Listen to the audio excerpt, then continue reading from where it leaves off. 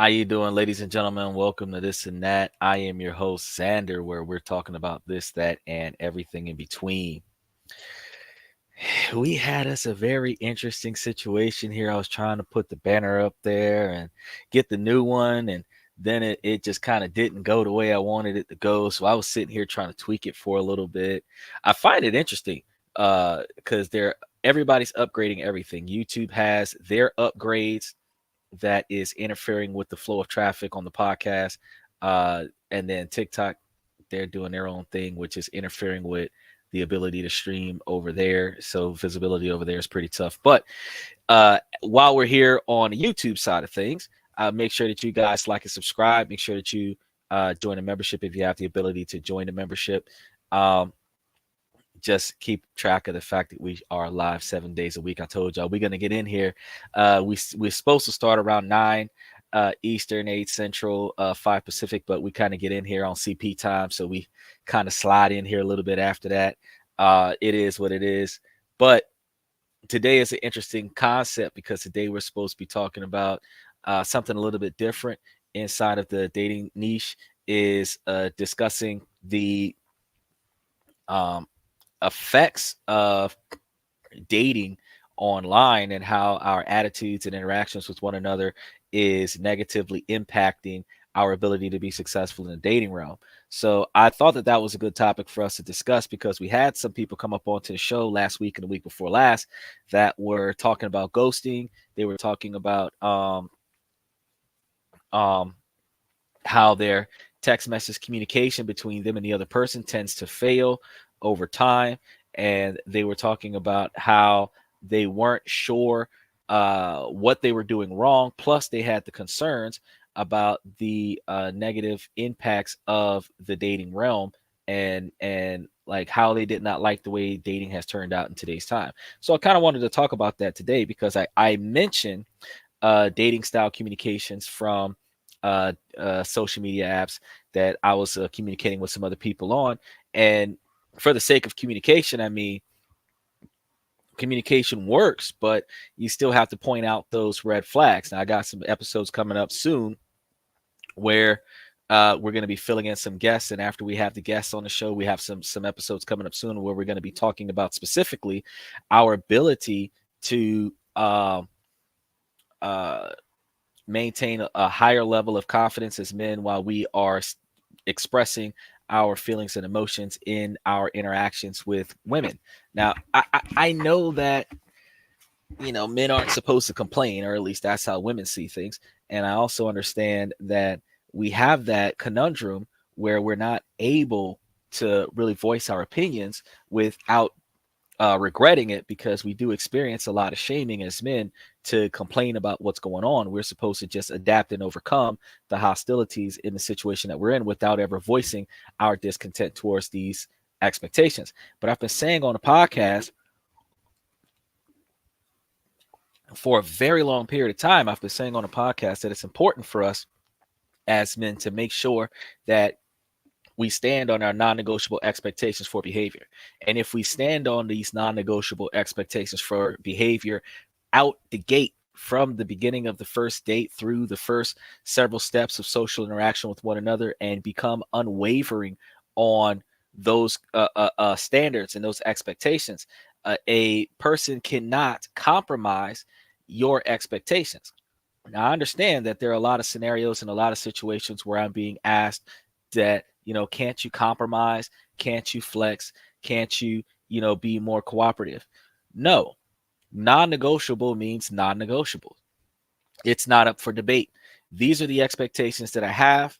You are going to meet these expectations or you're not. I'm not going to negotiate you having less responsibility or less obligation to adhere to your responsibilities. You will do what you are supposed to do or you won't. There is no middle ground, because when you try that, when you try being flexible, when you try negotiating, what happens is that you end up as the person being forced to compromise, giving up your expectations and giving up your wants, needs, and desires.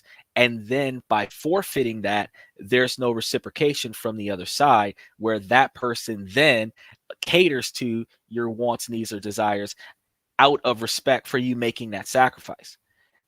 In those scenarios, we're looking at the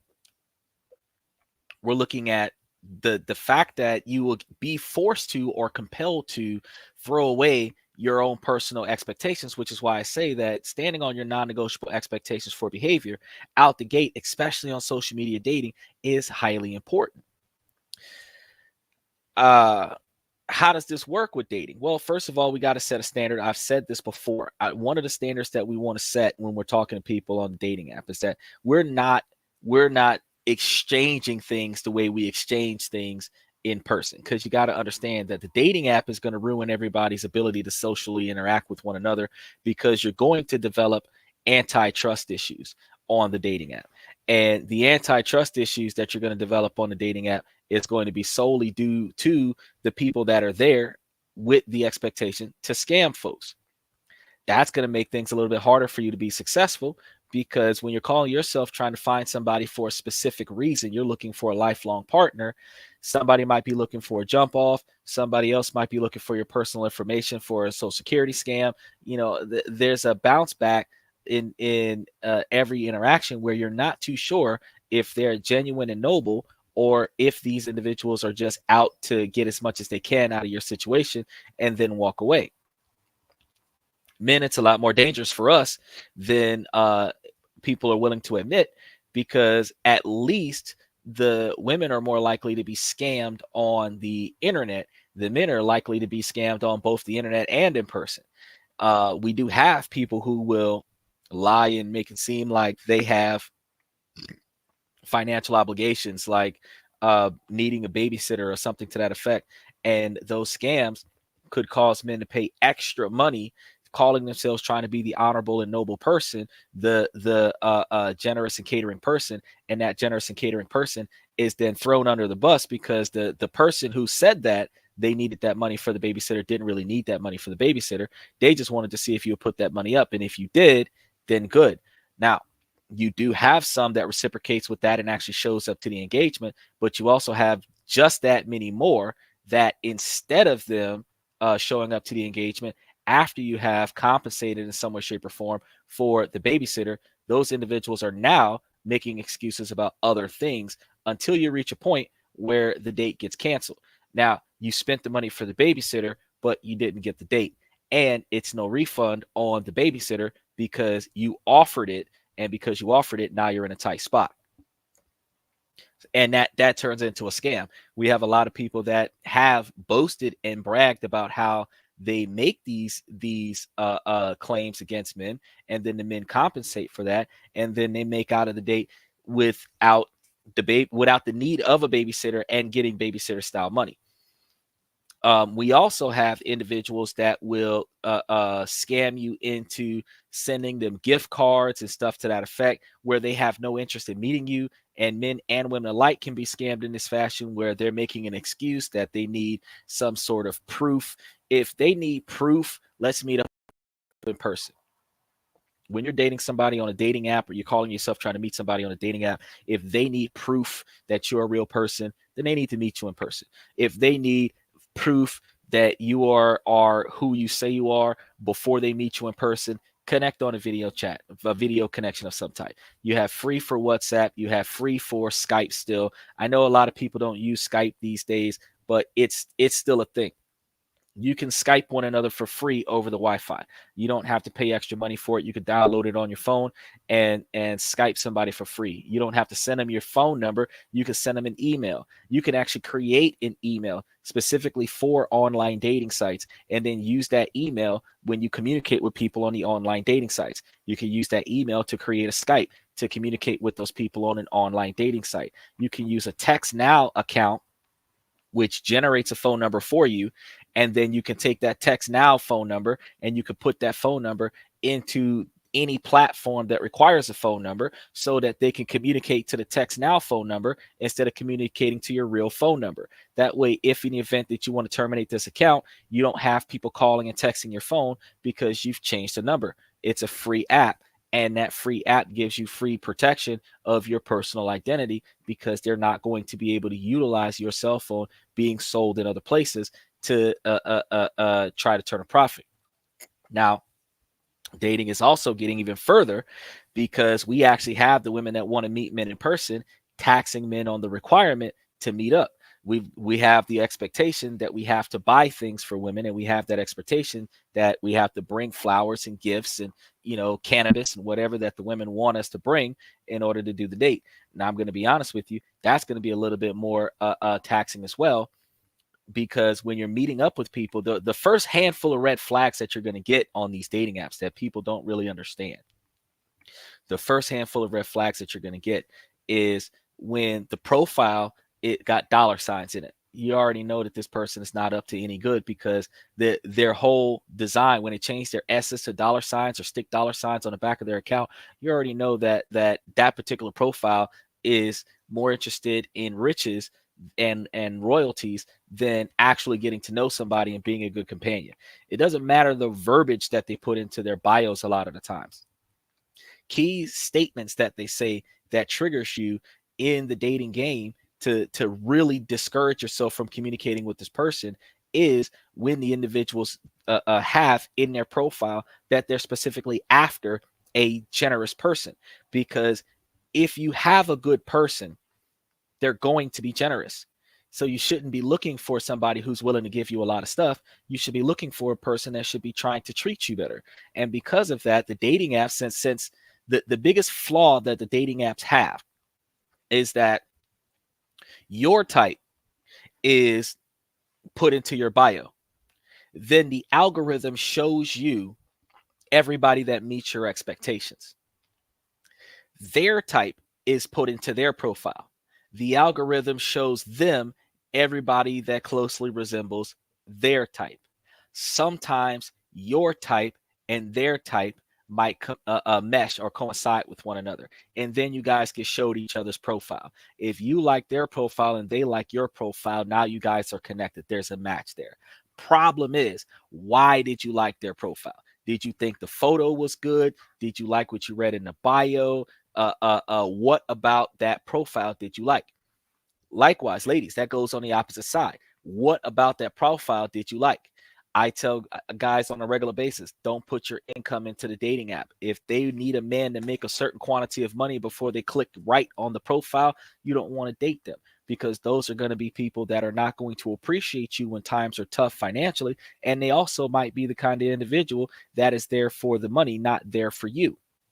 So women have no problem with talking about how much money they make because they believe that they're validated by their income.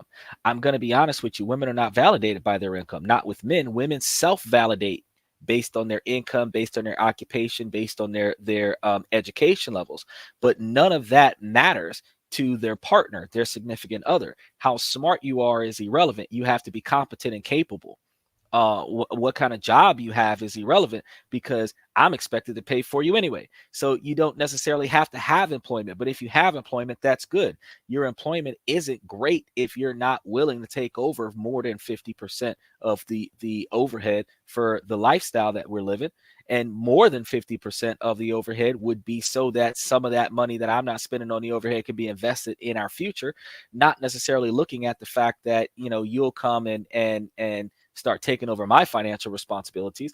But if we're both paying into the same pot, you shouldn't be able to take the extra and go waste it on something else. You should be able to invest it in something that will allow us to have an easier future together.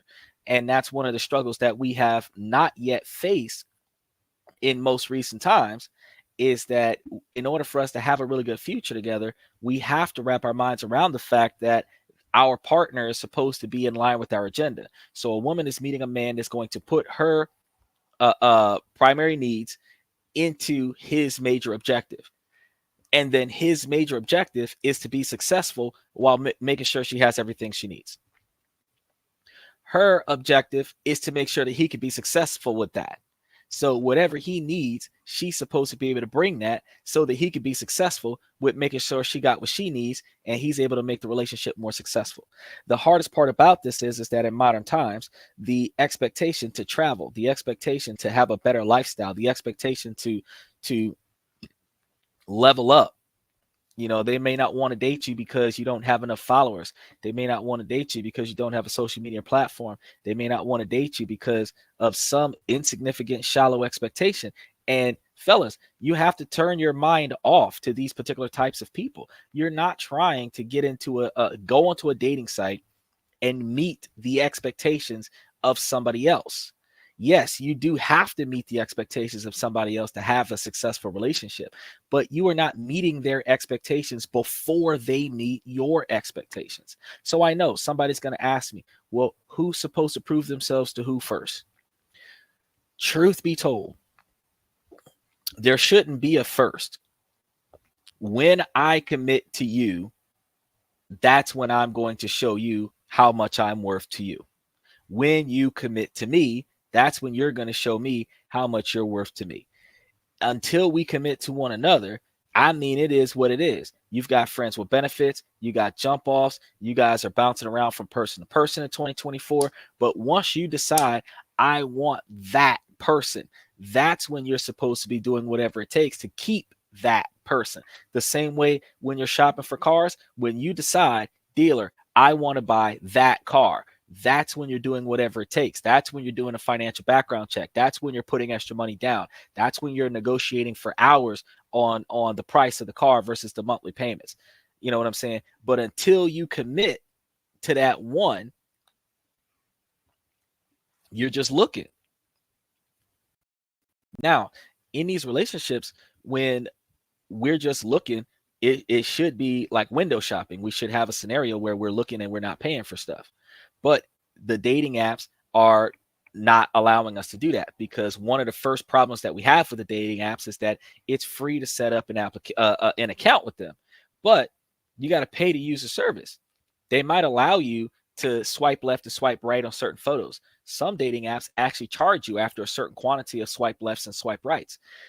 You aren't really allowed to communicate with the other people without a membership. Some give you the first couple of messages that you can send to people, but if you've got 5 or 7 accounts that have tagged you the first 30 minutes to an hour that you log in, you're not actually going to be able to hold a serious conversation with all 7 of those individuals.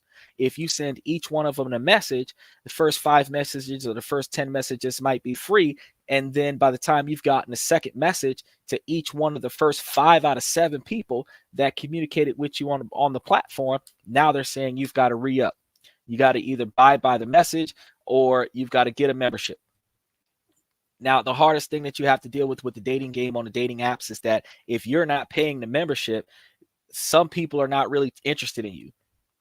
You have people with a non-membership account only willing to hold conversations with people who have a membership. One of the reasons why you will see that is because the non-membership accounts will determine that somebody paying for a membership is serious about their situation. Not necessarily true. Some people get the membership, they can hack their way into a membership and still scam you to get the money. So the cost of activating an account is offset by the money that you give them over the course of your communication with them, which makes them setting up a membership account worth it.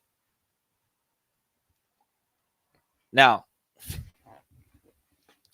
it is not a good idea if you're not serious about the situation to start budgeting out a membership. But when you start budgeting out a membership, the other problem that you're going to have with budgeting out a membership is the monthly payments that you're paying just to communicate with people on a platform.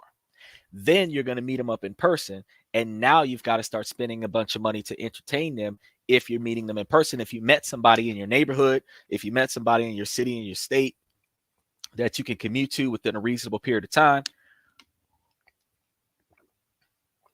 or if they can meet you halfway, you're still now investing all of this. You're spending more money now with dating apps to get to the first contact because of the memberships, because of the pay by the minutes, because of the little coin thingies you got to send to the favorites, all of these different trinkets that go to getting people to jump in and show you appreciation on the app. That it is tough. It is tough. Then you've got to turn around and try to get in and do the dating app thing. Then you've got to do the whole first date. You got to do the whole communication with the person. It is strange. It really is. Now, I'm going to be real with you. It's to do, but it's also not to do, because the quantity of capital that you're spending, I told you plenty of times before, you can invest it somewhere else and make you a bunch of money. And when you rolling around in money, people going to come up to you because you're rich, not because they like you. But you could pick over the ones that come to you and get the one that likes you, since you already know that person likes your stuff. You already know what kind of engagement that you're in. You're still not going to get the nobility of the person that wants you for you when they thought that you were poor, but they really thought you had a nice personality, that you were reasonably attractive, and they wanted to get to know you better. One of the other problems that we have with the online dating is that we do not have the ability to not even bait, but convince somebody to go out on a date as easily. You've got more people that want you to spend a lot of time talking to them on the app. The app you have to pay the membership on. So now you're texting back and forth for a few weeks before they decide that they're going to commit. That doesn't necessarily mean that they'll commit. You're trying to get them to commit to the first date, not necessarily commit to you, because you want to meet them in person if you can, before they start talking about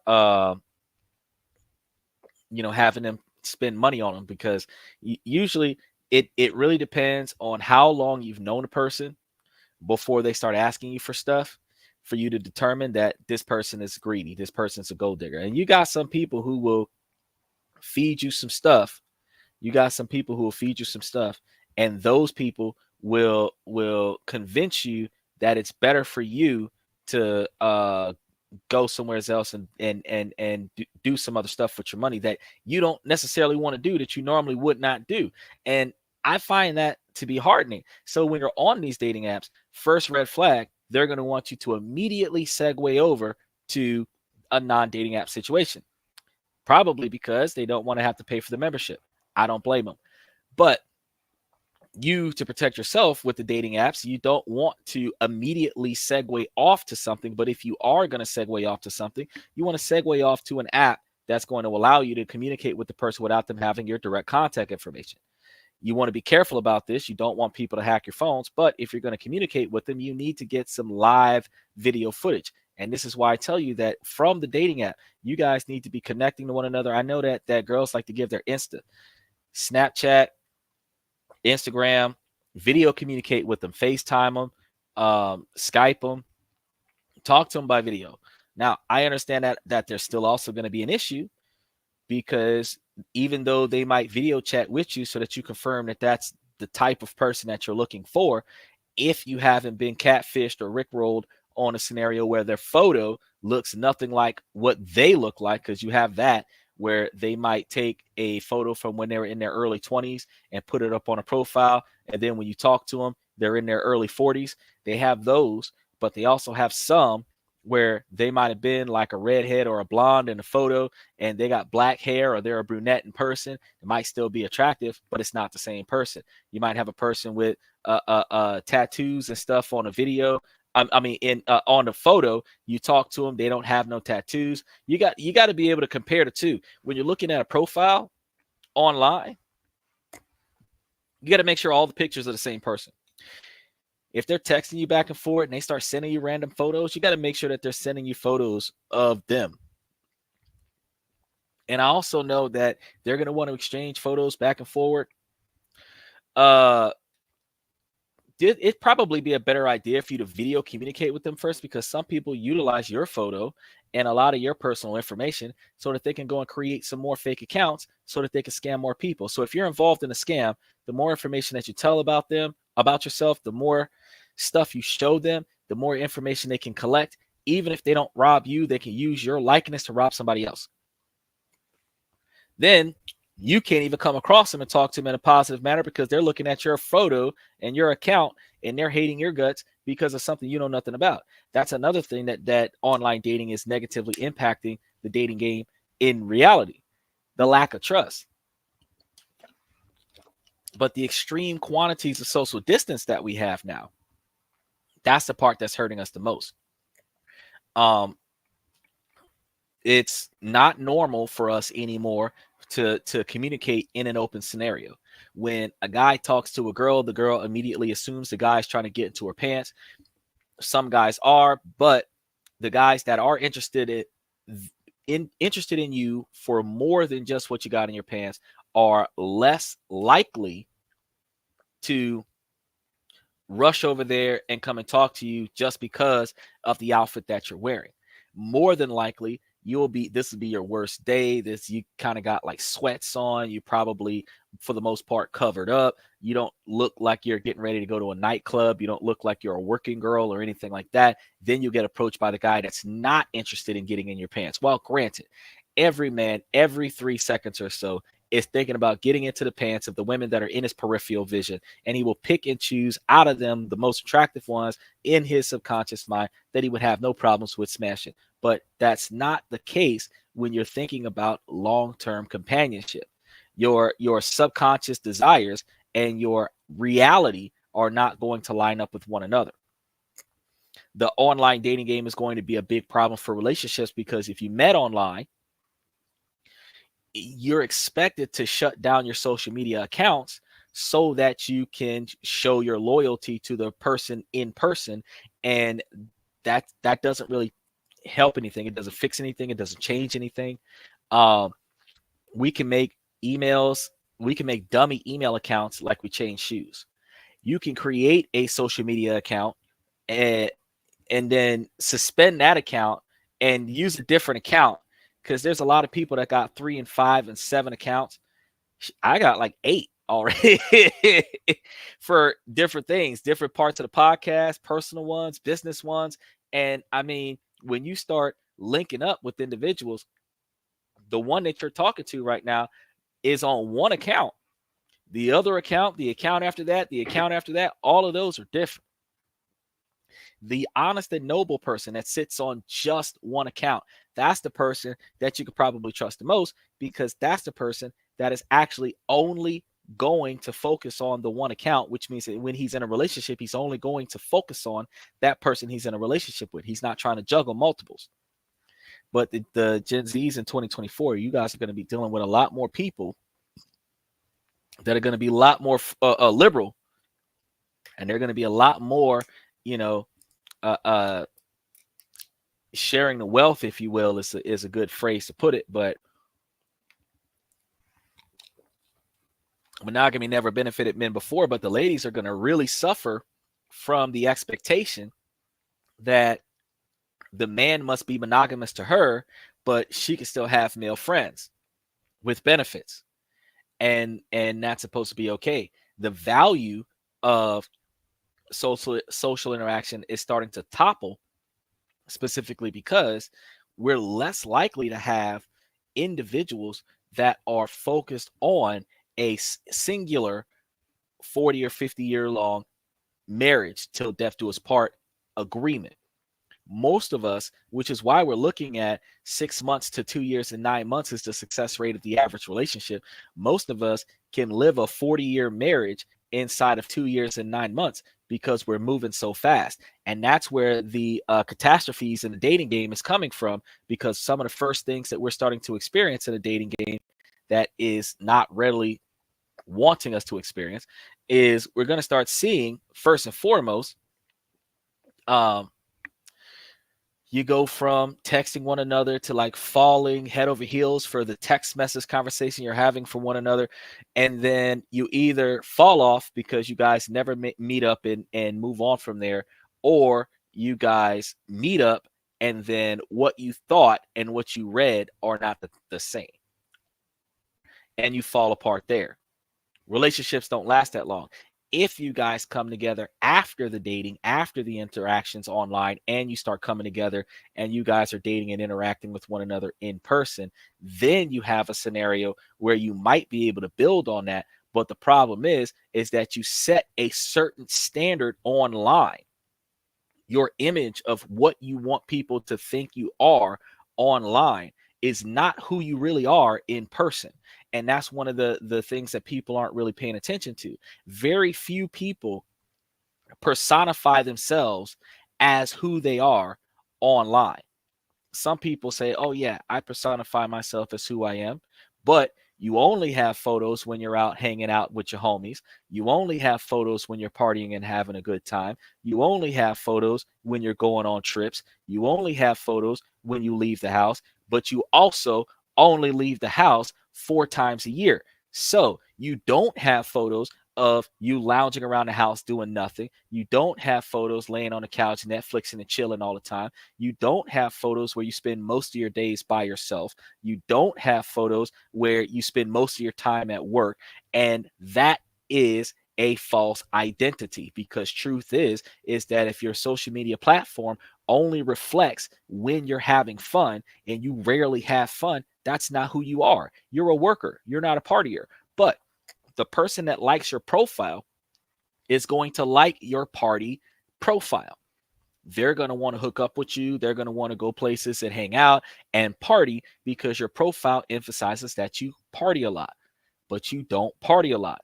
Then the other problem you're going to have is that if they think that you're wasteful with your money, even if they're not looking for you to give them a bunch of money, they're just expecting you to spend a bunch of money in their presence where they can benefit from that, because your profile shows you making it rain, throwing money in the air. Their profile shows you buying expensive stuff that's irrelevant because it's only seen in the one photo and you never see it again, which means that you probably only used it for that photo and have not touched it again.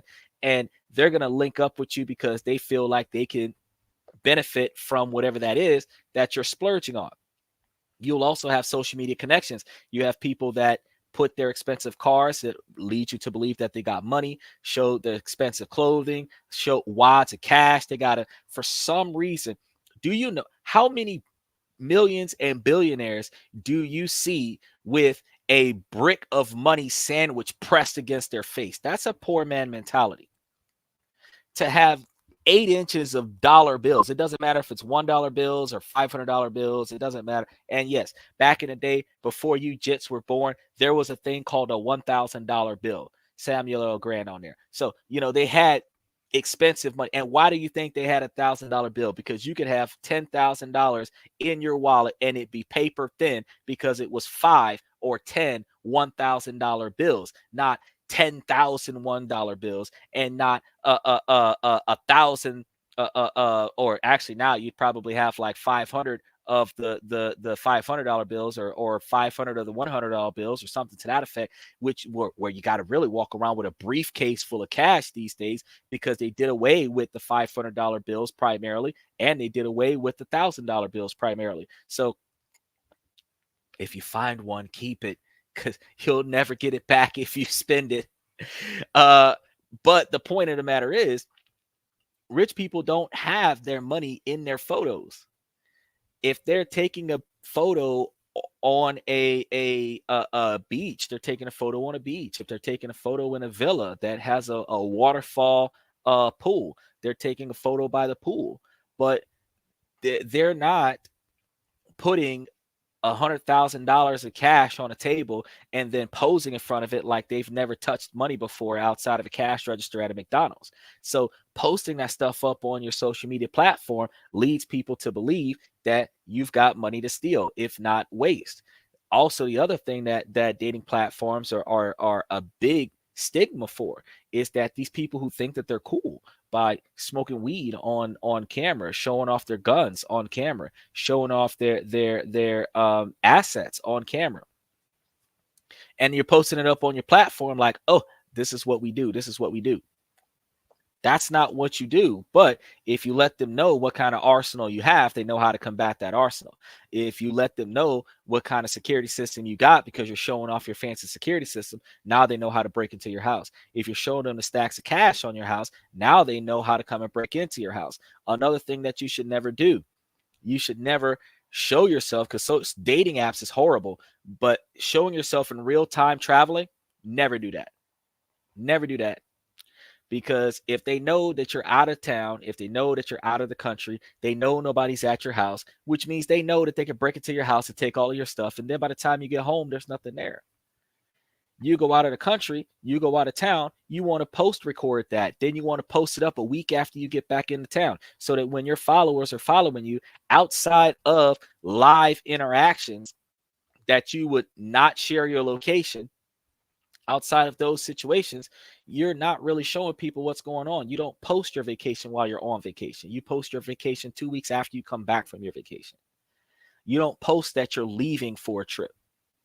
You do have people who are podcasters that travel for their podcast, but they're not podcasting their house though. So they're not podcasting a Puff Daddy house talking about we're going on a trip and they're leaving the house and you know where the house is at. They're not doing that.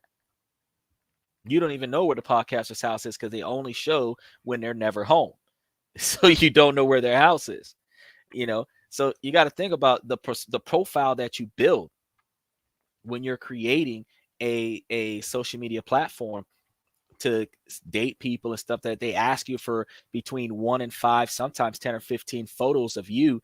And those should be photos of you in your best self. Women have the stigma where they have to show a full body photo because men are shallow. You got to give them a back shot because men are shallow. And even if your face is in the photo, your behind has to be in the photo too, because men are shallow. But ladies want to be respected for their minds and their skill set.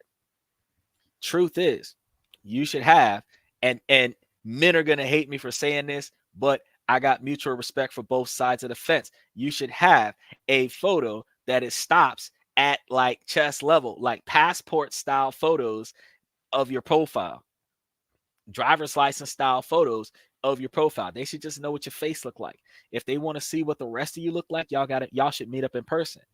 But when you develop a platform where you've got tight skirts, you've got cleavage showing, you've got gaps showing, you've got halter tops that show the belly button ring with the low rider clothes on, that's right right above the landing strip. You don't want to have all that exposed. You got shorts so short where it's this long in the photo.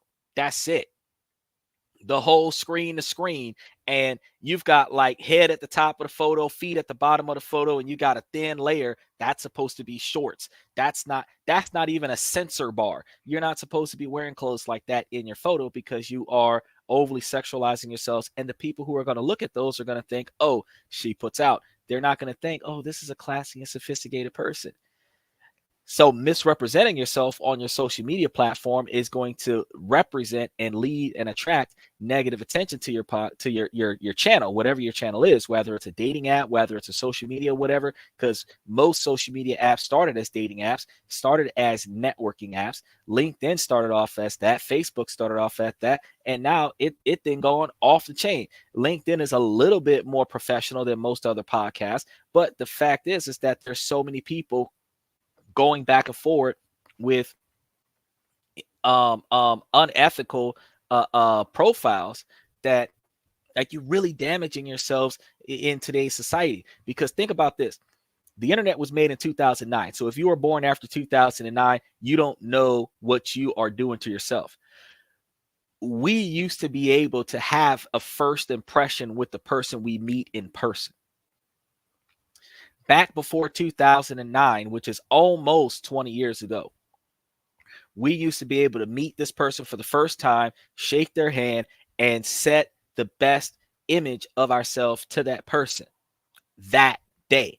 It doesn't matter what you did in your past. It doesn't matter how you behave in your private life. It doesn't matter how you behave in your neighborhood. It doesn't matter how you behave with law enforcement. All that matters is that right now in this engagement, I'm going to be my best self and I'm going to win this person over. Not anymore. Because since 2009, now here in 2024, in our ability to take a photo and take a video and take screenshots and do live podcasts, nowadays, honest to goodness, somebody can take your username and tag it in a text message, and other people can click on it like a hyperlink, and it gives them all of the access of all of the videos and all of the photos that you have posted on that server. So if you did something embarrassing 5 or 10 years ago, if you said something inappropriate 20 years ago, if you shown something inappropriate 15 years ago, it's there. It's there. You cannot reinvent yourself after you have posted all of this stuff about yourself on social media. And because it's public record, guess what happens? It gets sold to other places. So it's not like if you terminate your podcast that the video or the photo or whatever that you got on your platform is no longer going to be accessible. Somebody else has a copy of it somewhere else. You don't have access to it anymore from the source that you just deleted, but other people still have access to it. Likes and shares and screenshots, where they got access to it. The downside to this is that you compromise your success in business, because one of the first things that your employers are asking you now, do you have any social media platforms that you want to tell them about? And a lot of us are foolish enough to identify our social media platforms. They will background check those social media platforms.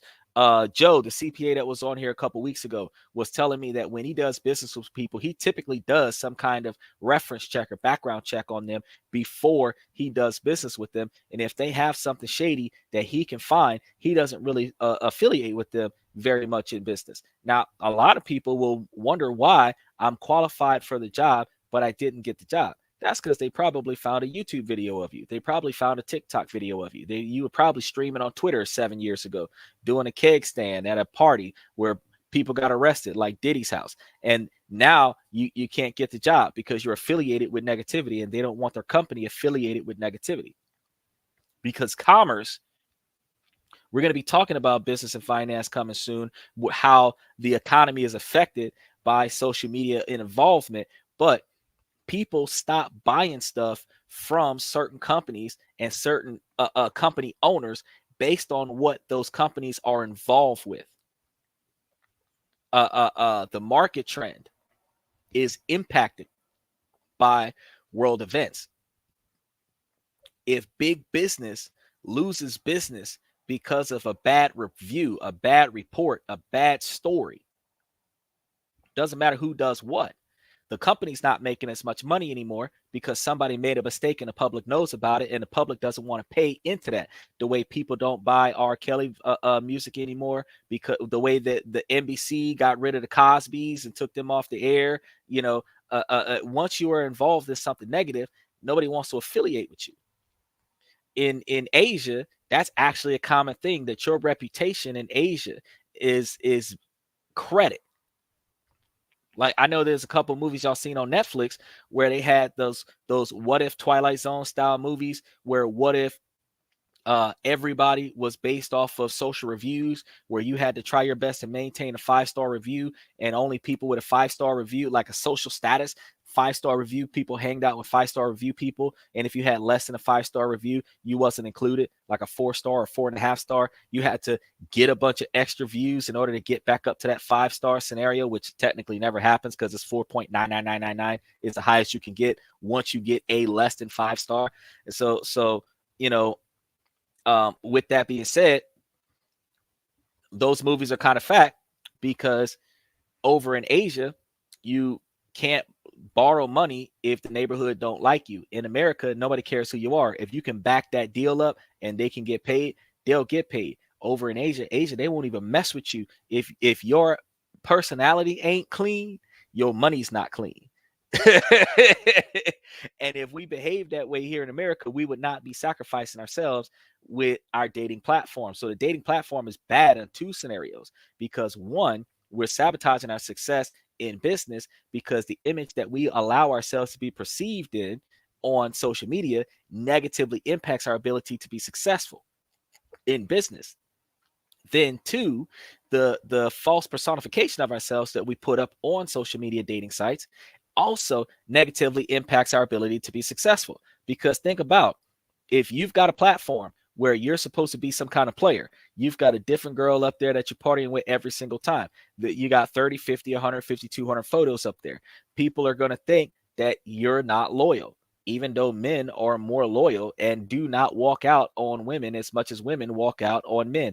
When I know women, you guys can argue this matter, Make sure you jump into the comment section if you do want to argue this matter. But when you argue this matter, you're going to say that men cheat and that's why men are not loyal. No, ma'am. A man can have more than one woman and be loyal to all of the women that he's got. The same way a man can have 5 cars and be loyal to all 5 of them cars. Don't want to sell none of them. Don't want to trade none of them in. The same way a man can have 10 dogs and don't let none of his dogs get mistreated.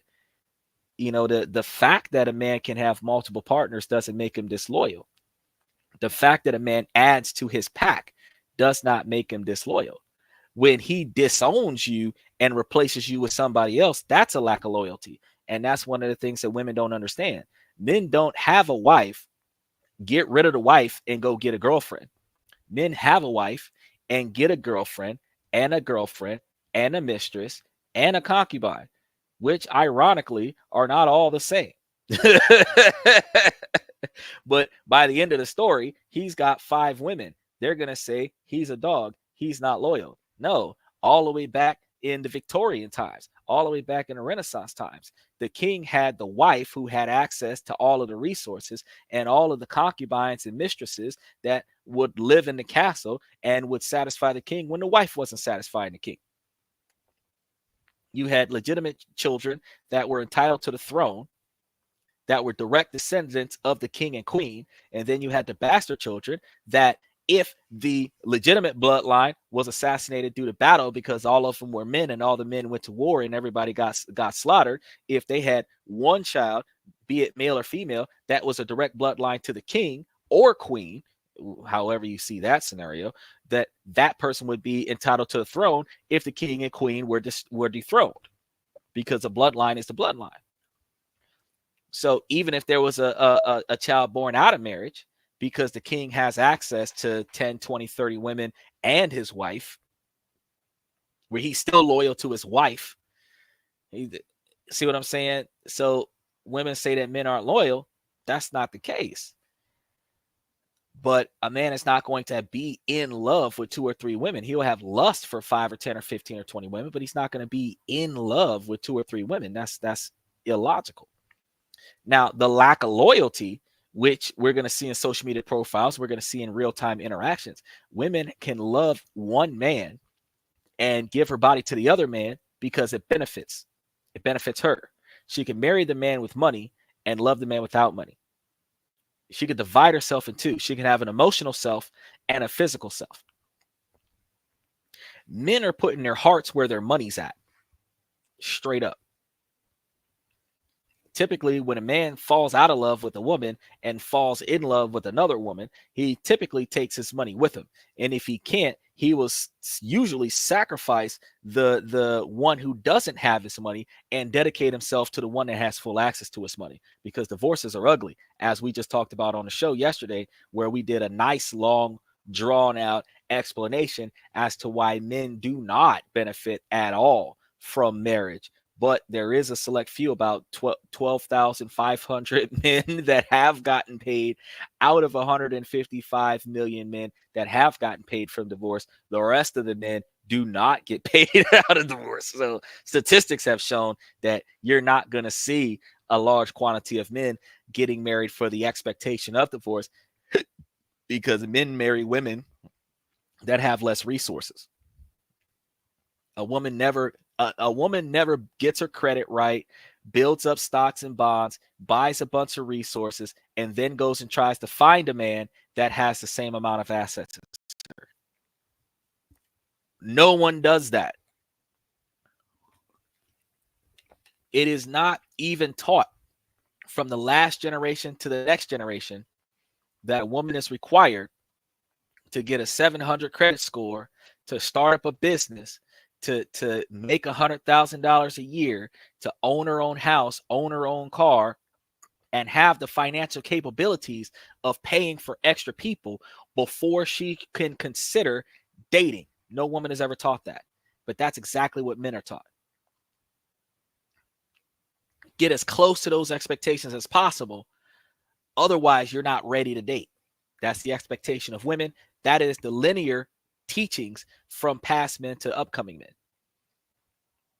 Women are taught that they can do it by themselves, the independent mindset where they don't need a man to provide for them, But the expectation is that if the man doesn't meet that exact same criteria, he's not a man. He's not valuable. He's not worthy to her. But women from the linear days, from back in the day to today, are not teaching each other how does a woman qualify for a man. So the only expectation is that in modern society is that women believe that a man must submit to the woman in order for the man to qualify for the woman. But it's a two-sided coin. He has to qualify for you the same way you have to qualify for him, which is why I always use that Cybertruck registration thing as a good example. People got on the registry. Elon said, I'm gonna build this vehicle. These are the standards that I'm gonna build it to. Everybody who wanted those standards got on the reservation list. Once he finished building that truck, you still got to show him the money. You got to prove to him that you can afford to buy that truck. He's not going to give it to you on faith. You got to show him you can afford to buy it. And you got to pay a premium to get it now. Because what it was offered when you first started thinking about, oh, I might want one of those, it went up an extra 50 grand from when it was first debuted and how much it was supposed to be sold for. The stuff that they were offering is not the stuff that's on it now. It's less stuff on it now than what was originally offered when the price was lower. Now, if you want it with a certain level of expectations, you would look at that and say, it's not up to standard. I don't want that. When it's up to standard, call me back and let me know. But once it meets the standards, you're going to circle back and say, okay, now I want it. Now that you want it, do you have $125,000 for it? Because it used to be $79,000. Now it's $125,000. Do you have $125,000 for it? If you don't, can you afford to finance it? What's your credit score look like? How much are you going to put down on it? Can you afford the monthly payments on it? Your insurance is going to be high. Can you afford to insure it? Some insurance companies are not insuring electric vehicles anymore. You got to start really thinking about what you can and cannot do, what you will and will not do after they start checking to see if you qualify to get what you want, after it qualifies for your expectations. So when you're dealing with the relationship, ladies have to remember, it's not about him meeting your expectations. You have to be able to meet his expectations. And why is it so important for women to meet the expectations of men? Because men are adaptable. If you get a man, he will change for you. Will you change for him? The mentality of women who think that they're a 10, that's going to be more exacerbated because of online dating.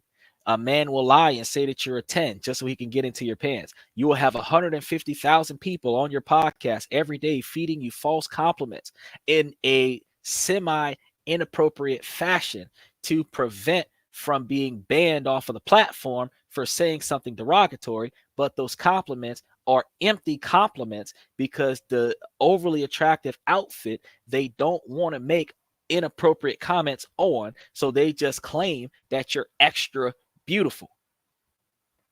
But how many of those men would protect and provide for you with no expectations of anything other than the normal wife behavior? Most of them are thinking, I can get in her pants, I might pay for a couple of nights out, but they're not thinking, I like the way she carries herself, I want a 50-year relationship from her. They're only thinking about, oh man, what would I do with her if I had an hour? What would I do with her if I had 10 minutes? What would I do with her if I had a night with her? If the engagement starts at night, you already know it's nothing appropriate. What do we do the morning after should be what you're thinking about. What are we going to do when that is no longer our interest? Because the older you get, the drive of men decreases. Even though menopause causes the drive of women to increase, the drive of men decrease. When you're no longer interested in it, fellas, what are you doing with this woman? Because, I mean, y'all not going to be bunny clapping for y'all whole life. At some point, it's going to be a few months that pass by before you even feel like even giving her a hug like that. So what are y'all going to be doing at that point? Existing. And if you look at this female and think that is the type of personality that I can exist with for the rest of my life, that's when you got to keep her, because the gifts, the generosity, the clapping cheeks, all of that comes natural to any heterosexual or romantic relationship. It comes natural to that. So that being a core foundational criteria is a bad decision, because it's like asking for a brand new car with mandatory floor mats. They all get floor mats. Why say, oh, I better get a car with some floor mats? It's irrelevant. Matter of fact, take the floor mats out of the equation, because you're going to overcharge me for them. Why am I paying $150 for a set of floor mats with the dealership logo on it, when I can go to Walmart or AutoZone or Discount Auto Parts and get a full set, 2 sets of floor mats for the same vehicle for $20? Why am I paying $150 for name brand floor mats? And the core use of the floor mats is to keep my carpet from getting dirty when I get in my car in the mud and the rain and everything like that. Why am I wasting all this extra money?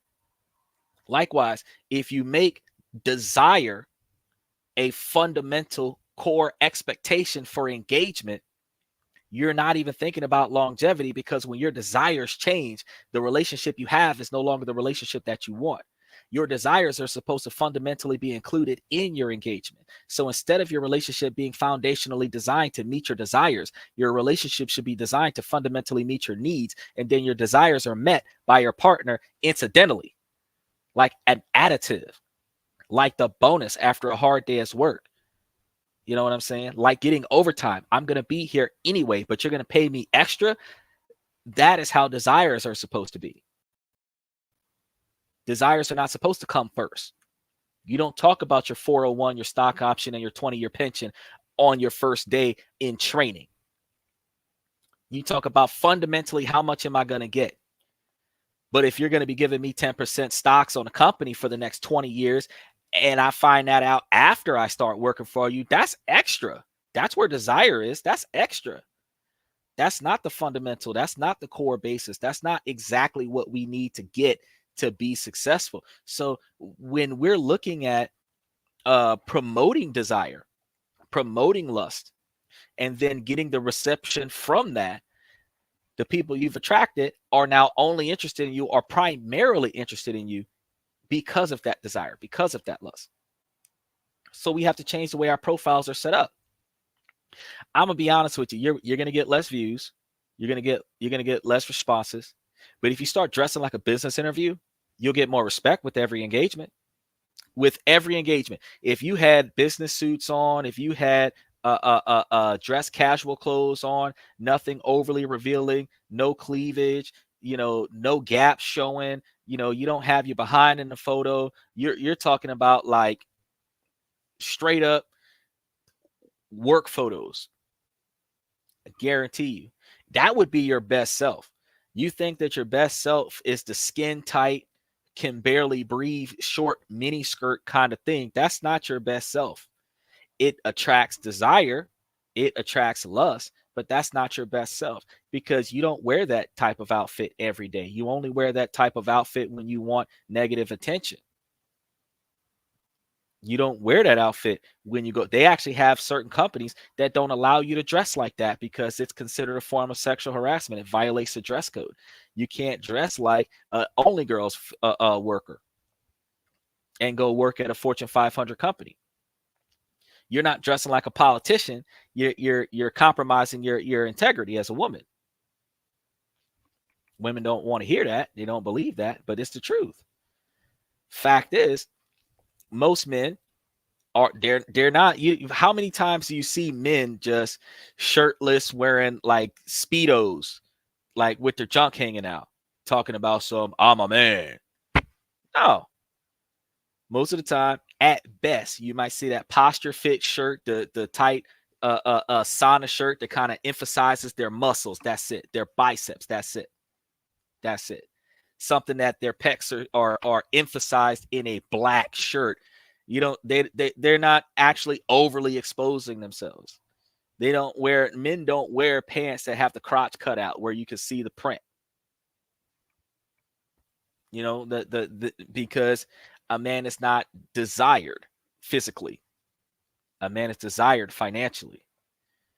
So that's why the men are going to end up being desired by having more stuff, taking photos in front of the Porsche, taking photos in front of the 5 vehicles, taking a photo in front of the big house with the 5 vehicles in the front yard with him in front of all of that. That's how men taking photos on the yacht, having the yacht and the car in the background of the photo, you know, having a picture-in-picture where you're taking a photo of your yacht while you're standing in your backyard. These are the kind of things that people do so that they can show that they have money. And when people look at your profile, they're going to believe that you got a lot of money if you're in all of these different locations with all of these extra resources in the backgrounds of your photos. When you really catch an Uber to and from work, and that ain't really you. That's just somebody that you know. That's a place that you went to. So again, like I said a while back, we're not personifying the right things. And because we're not personifying the right things, we're not holding ourselves to the standard of the image that we're putting out on social media. Then that image that we're putting out on social media, while it might get a lot of views, it might be really good clickbait, it might attract a lot of people to our platform. A lot of that attention might be negative attention. And then that negative attention will deter positive business. So you got to carry yourselves better and funnel it out. I said before with the non-negotiable expectations for behavior, I said straight up, if you've got an individual that starts talking about they want somebody generous, dip. Because as a man, you're not trying to talk to a woman that wants a generous man. You're talking to a woman that wants a compassionate man. If she wants a generous man, she just wants a man with money. Because compassionate men are generous. A man with a good heart is giving. You know, a kind-hearted person shares. So if your main focus is secondary to the primary objective, then you don't really care about the primary objective. The primary objective is not to find a good-hearted, kind person that is compassionate and genuine, because that type of person is going to be catering and generous. You're actually looking for the catering person and the generous person. And if you're looking for a generous person, he doesn't have to be nice. If you're looking for a catering person, he doesn't have to be respectful. He just has to give you what you're looking for. And when he says or does something that disappoints you or upsets you, then he can give you something else to make up for it. But now he's buying you stuff to counter the fact that he's mistreating you, instead of you getting a person that wants to be with you and treat you right. And then because you're treating him right, he will reciprocate by being kind-hearted and generous and giving. So when you see a profile or you talk to a woman and she says that she wants somebody generous, that's a no-go. You get one that women say, oh, well, I like to travel. All women like to travel. But let's be real. How many times do you travel, really, for work? I'm not just going to say how many times do you travel. How many times do you travel for work? Because traveling on vacations for no monetary gain is a waste of money. Yes, rich people go on vacations, but rich people go on business retreats where that vacation is a tax write-off. Your money is making money for you doing that. You know, I don't understand why you're going to go waste $5,000 on a vacation when you can barely pay your rent on a month-to-month basis. So again, how many times do you go on a vacation for work? How many times do you go on trips for work? If the answer to that is 0, now how many times do you go on a vacation? How many times do you take yourself on trips around the world? And if the answer to that is once or twice a year, then I don't need to take you anywhere else, because you're already taking yourself all the places you need to go, because you should not go more than once or twice a year to anywhere and not be trying to make money where you're going. Money's supposed to be making money for you. If you're not traveling to different countries like China, where China is the second largest economy to America, where America's the largest economy, you're traveling to China so that you can get involved in their economy. You're trying to get involved in investing in their economy. So you go over there and see what the economy is like. That's a business vacation. And you're going to invest in stuff. You're going to buy and sell over there. You're going to make profits over there. And then you're going to come back. That's a business vacation. That's a tax write-off. The plane ticket, the hotel rooms, the food, because you went over there for business. You go over there for pleasure. That's a whole different purpose. And they ask you when you go to the plane, is this business or personal? And they may very well have different types of stamps for your thing that indicate when you went over there for vacation versus you going over there on a business trip. Every time you get a passport and you go and talk to the guys at the front gate, if you're not telling them this is a business trip, hopefully going to meet a couple clients, make a few transactions, expand the business.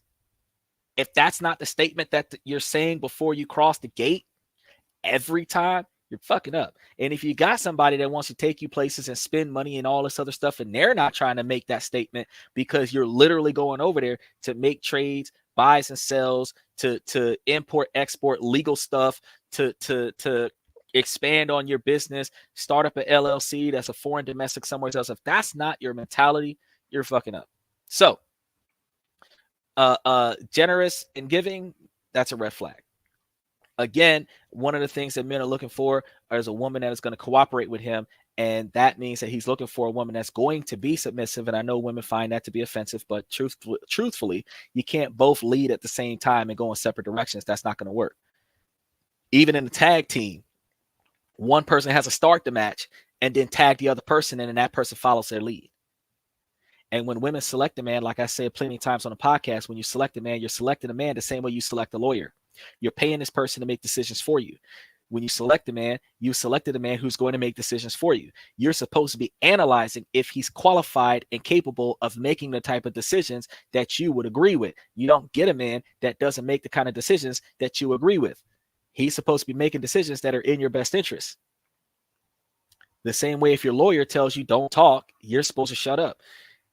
The president has security guards. The president has PR teams. He actually has a team of people that tells him when he's allowed to talk, when he's not allowed to talk, and what he's allowed to talk about. He's got a security team that tells him that there's certain stuff that's classified information and you're not allowed to speak about it.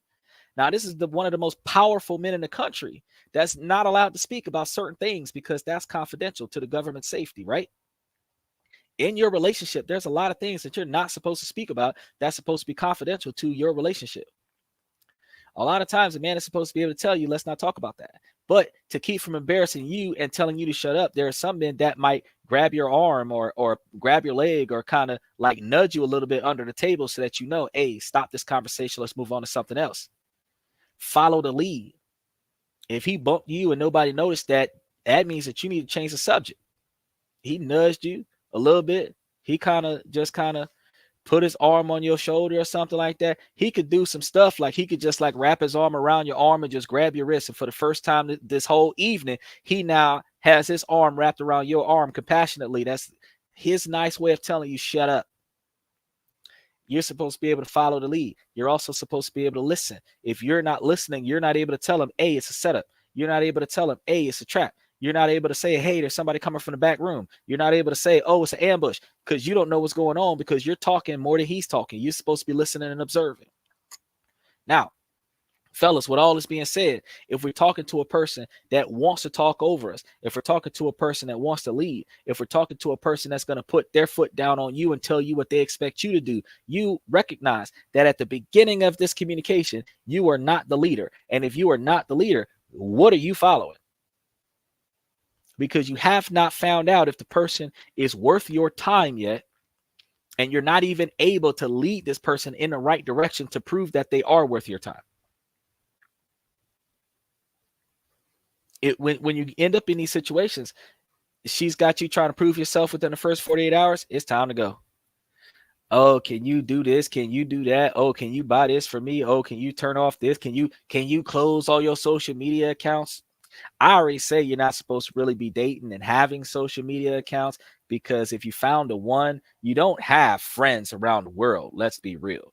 You got friends in person. You've got acquaintances that you might know and pen pals that you might know, but real to life friends, like you get into a car crash and these people will be in the lobby waiting on the doctor to come out of the emergency room to tell them that you're okay. You do not have that many people that you know that will come to the hospital if you got the flu, much less if you were in a car crash. And if you don't have 2,000 people standing outside the hospital, like when Michael Jackson got sick, you don't got that many people that care enough about you to say that you need to hold down a social media platform while dating. But I'm also going to say it should be your priority to say, you know what, I'm just not going to use it. I'm not going to log in for a while. I might even uninstall the app off of my phone without having to log off of my profile. Because if you're not using that social media platform for business, then you don't need to really use it to find somebody if you've already got somebody. But likewise, ladies, if you've got a social media profile, you hook up with a dude, you're talking about your insecurities with him talking to other women on a podcast or talking to other women on the social media channels, dating apps and stuff. Why are you still posting photos on social media? If you're dating somebody, you're not supposed to be advertising what you look like now that you're taken. You should be able to deactivate your account or something like that. Turn it off. You don't necessarily have to uninstall it or turn it off, like log out of it or whatever, where you have to reestablish a whole new account if y'all break up. But you should be able to put that something on vacation mode, busy mode, off limits kind of thing, where nobody can see the site right now because you're just not around. Another thing that I also say when we're dealing with communication with these females, because women have more demands than men. As you expect from me, you need to be able to demonstrate that. And then I will consider it. Another thing is, though, just because you deleted your app doesn't mean that I'm going to delete mine. And then the other thing is that I still have to be able to make sure that you're going to meet my expectations and my agenda. So what we're doing together, how we're doing it together, how you're going to cooperate with me, how you're going to follow my instructions, your security is supposed to be trusting me. And then your respect to me is supposed to be expressed where I can see it, hear it, feel it. Then if I'm going to do something that's going to, I guess, make you feel better, that's going to be a by choice thing. Because your traumas are not supposed to negatively impact your future relationships. Any man or woman that has past traumas from a previous relationship or social interaction that negatively impacts their ability to function in a normal relationship now should not be in a relationship. If you're mentally traumatized from what happened in the past, you should not ask me to show you favoritism to cater to that trauma. You need to get counseling, talk to a therapist, maybe even a psychiatrist, work through that trauma, then come talk to me. Because I can tell you right now, no female wants a man in bankruptcy talking about something. I need you to help me get myself out of bankruptcy before we can start living a life together. Ain't no woman gonna sit over here talking about some, oh, I'm gonna pay his back taxes so that we can go out on our first date. Ain't no female about to say, oh, I'm about to serve his back time on his felony charge because he violated his probation for house arrest, taking me out on a first date. You've got to finish whatever you had going on in your past, wrap that stuff up, close that chapter in your life, and then open up a new chapter that is unrelated to the past chapter in order for your current relationship and future relationships to succeed. As a result, if you've got emotional damage from the past relationships, you're going to have to vacation. You're going to have to take some time off. You're going to have to put yourself up on the injured reserve list and not allow yourself to date until you fix the problems from the past. Because nobody's supposed to be comparing their current to their former. No person is supposed to be judging the actions and decisions and behavior processes of their current partner with people in their past. Yes, you are not supposed to forget what happened to you in the past. You are also supposed to be proactively prepared for if past actions occur again, but you are not supposed to jump the gun and mistreat somebody else now based on a predisposed disposition of what you think they might do before they do it. You are supposed to be prepared for catastrophe. but you are not supposed to create catastrophe so that you can avoid it.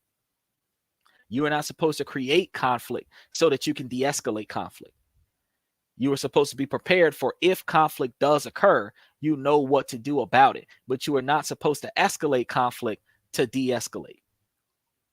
With that being said, you are not supposed to put yourself in a type of relationship that will cause you to be re-traumatized by previous experience. All of these things kind of go into one another, where you have to look at why they broke up with their ex, or their ex broke up with them. Do they have first person accountability capabilities? Are they responsible for accepting where they made their mistake, or are they going to just blame it on the other person? Repetitive behavior dictates that the way somebody behaved in their last relationship is seemingly kind of how they're going to behave with you in this relationship. So if they were overly demanding over there, they're going to be overly demanding over here. The difference is you're going to say out the gate, I'm not putting up with that kind of behavior. So if you're going to get with me, you're not going to behave like that, because as soon as I start seeing that type of behavior, I am going to walk away from this situation. And you have to be self-assertive, meaning that if you set a standard and she fails to meet that standard, bro, don't give her another shot. You've already explained, this is what I expect from you. And they are supposed to meet that. Now, women are going to say, well, everybody makes mistakes. True enough. True enough. Everybody does make mistakes. But just like being late for work, you can't miss the first week of work and think that you still got a job. You got to work for the company for a year, 2 years, 3 years, 5 years, show dedication and loyalty to the company before you can miss a couple days unexpectedly from work, and they say that's out of character. When you're starting up a relationship and you're not reliable as a partner that is positively impacting the other partner, then you are not reliable out the gate. You can't say, oh, I should get a second chance, because you failed the first chance. You were supposed to be able to maintain a positive position in a positive light to your partner, where your goal, regardless if you're a man or a woman, your goal is to make sure that your partner benefits from your existence in the relationship. And the reciprocation of the other partner, making sure that the first partner I talked about is also being benefited by the second partner's presence in a relationship. Because if y'all not benefiting from one another, that's a waste of time. That's a waste of time. It's a waste of effort. And if only one of y'all is benefiting from it, that's also a waste of time. And that's also a waste of effort. And love is a one-way street. It is not a two-way street. It is a one-way street. I can love you and you cannot care about that. You can love me and I don't care about that. Me loving you back has nothing to do with you loving me. It is a one-way street. It can be expressed in both directions, but it is a one-way street. How I feel about you is how I feel, not how you feel. How you feel about me is about you, not about how I feel. So with us understanding that if we do not feel loved in return by the partner that we are calling ourselves trying to date, then we need to be better about making sure that we do not allow ourselves to stay in a relationship where we do not feel like the partner that we have cares about us, appreciates us, and values us. Now, it's been a while. I've been talking to you guys about this several different times, because we're on every night of the week, 9 Eastern, 8 Central, 5 Pacific. And every day that we come on, we talk about something different, but I'm always redirecting y'all to the same things. The same core issues is that we are not expressing our own self-value because we don't have our own self-principles that we're going to adhere to, where our non-negotiable expectations for behavior is going to be enforced with the other person. We're going to allow ourselves to have our pet peeves ignored, talking about some honeymoon phase, where we're going to allow them to misbehave in our presence for the first 3 months of our relationship. And then after we lock down a relationship, then we want to demand change. If you allow them to misbehave for the first 3 months of the relationship, how can you say that it's a problem 3 months in and it wasn't a problem for the last 3 months? If it's been a problem for the last 3 months, you should have said it the first time it happened. And God forbid, tit for tat, you cannot be the second person to file a complaint, because the first person is going to assume that you're just retaliating because they complained about something. So as soon as you see something not going right, you're supposed to stop the whole transaction and say, look, this is what you need to do. This is what I expect from you. Give them some time to show you some difference. And if they're not going to do it differently, then you let them know, hey, probationary period. If you're not about to walk the path that I expect you to walk, I'm walking out. Now they know you've got some time to shape up. And if you don't, then I'm shipping out. Third time you having that conversation, well, where are you going? I told you I was leaving. You didn't show me the change that I told you needed to happen, and now I'm leaving. Oh, we can work this out. I've already given you the opportunity to work it out. That is the end of the conversation, because I've given you 2 strikes already. There shouldn't be a third.